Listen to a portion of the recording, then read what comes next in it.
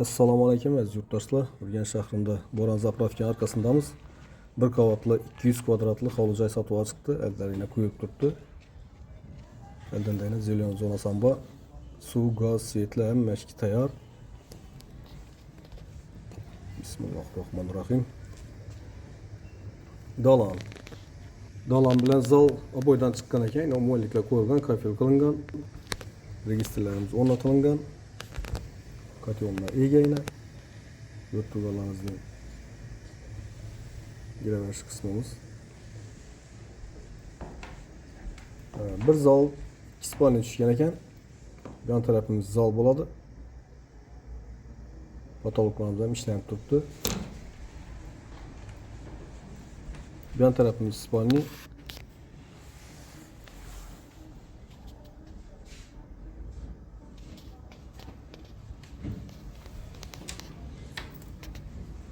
Yan tarafımız aşxona.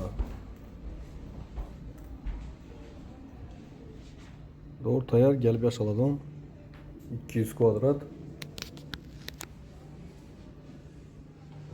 Bir yanımızda yan bir spalni.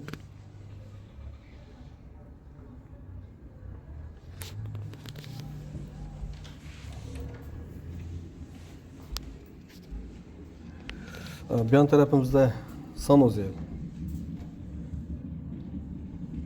Kafeden çıkan aguam koyulgan ekan suv qizdirish uchun.